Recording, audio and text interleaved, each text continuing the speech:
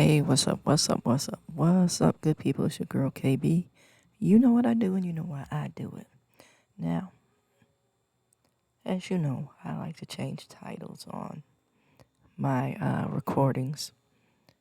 Not that the writer doesn't know what they're doing as far as their writing and giving their writing a name. It's because I want to make it more relatable, more clear and concise for my listeners. So I changed the title up a little bit. Um, this reading is the daily reflection. And yes, I'm only on my second reading for today. Because as you know, I'm recreating my Facebook page at the same time because of technical difficulties that they can't seem to resolve. So I'm only on my second reading because I keep thinking of things I need to add. So I go back to the settings and all that good stuff. It'll get there. I have patience and I have faith. This reading is entitled The Heart of True Sobriety, but I've entitled it, you ready? A Lifelong Practice. And if you're following me, you fully understand the rationale behind the title and the picture that I used in the background. It says, we find that no one need have difficulty with the spirituality of the program. No one need to have difficulty with the spirituality or the spiritual process of healing, of recovering, of restoration, of redemption. Amen.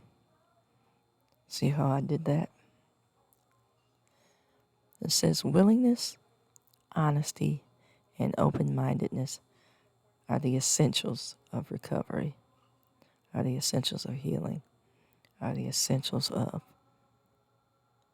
I want to say, dedication and focus. Yeah, you have to be open-minded to follow God because sometimes the things of God just don't make sense to the rational, control freak type human mind. And I say control freak because we're good on saying what God can't do. You know, even as believers, I want us to get out of the mindset that, my faith is this, my faith is that, and my faith is the other. Because the minute things don't look like or feel like they're going your way, you get all up in God's business. Could you not pray for just 1 hour? Could you not stay awake for just 1 hour? Could you not see where I'm going with this? It says the tools, the aforementioned tools, are indispensable in your healing. And in case you've forgotten them, because yes, we do have a short attention span. It's willingness, not willingness on your terms, or I'll get around to it. When God gives you instruction, get up and move right away. And don't do it begrudgingly.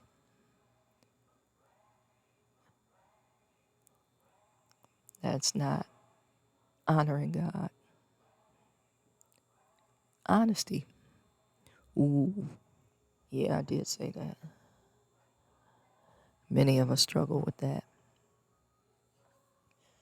And we struggle because we don't want to be seen in a bad light. So we contort our stories. We redact huge sections of our paperwork. We hide our files in the bathroom. Yes, I did say that. Amen. I want us to think about how we do what our nature tells us to do in order to be seen favorably. And funny thing is, it's not favorably by everybody. What we're basically doing is currying favor with the people who we think are going to help us get over. If I got to tell it, I got to tell it all. And some of you are cringing just at that very thought. And you're asking yourself, is that what I do? Oh, it's between you and God. The writer says, I am honest enough to accept myself as I am and let this be the me and let others see. Yeah, that's pretty much me. What you see is what you get. I don't sugarcoat anything. I don't hide anything. I show up and I say, here I am, love me. And if you don't, that's okay too. The writer says, do I have a willingness to go to any length to do whatever it is necessary to stay? This writing says to stay sober, but I'm going to say to stay in alignment with the will and the way of God. Do I have an open-mindedness to hear what I have to hear, to think what I have to think, and to feel what I have to feel? See, many of us numb out, and we block out because we don't want to hear that we're not grand and wonderful. We don't want to hear that, our shortcomings was a stumbling block for somebody.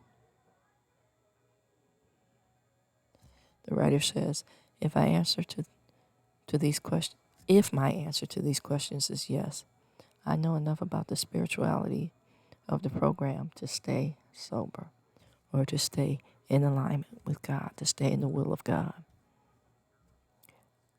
As I continue to work the 12 steps, as I continue to work these principles for healing, I move on to the heart of true, this is sobriety, but I'm going to say true living. Most of us are content to exist. It says serenity with myself and with others and with God.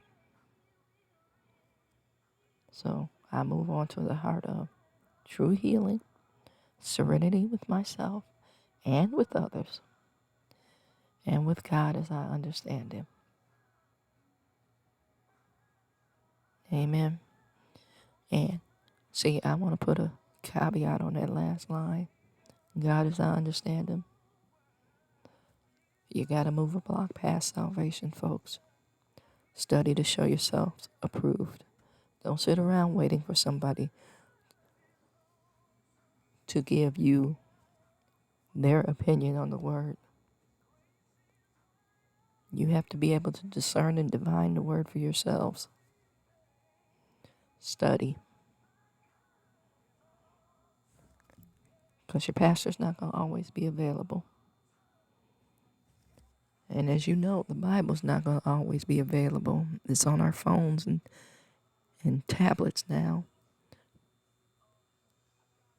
But where is it going to be moved to later on?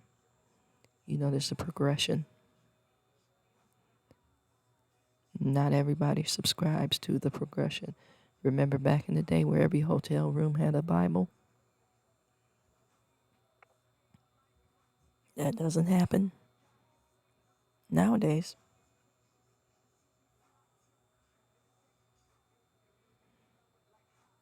And then, now that I think about it, I'm posing the question, why did every hotel room have a Bible?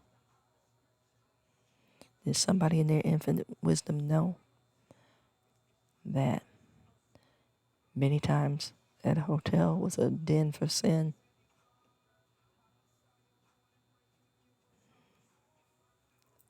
I don't know.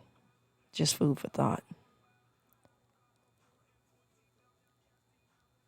Follow the program, and you will be healed. Getting back to that original question, man. I always come back to this when I talk about healing. The man at the pool of Bethesda. Simple question. Do you want to be healed? Amen and amen.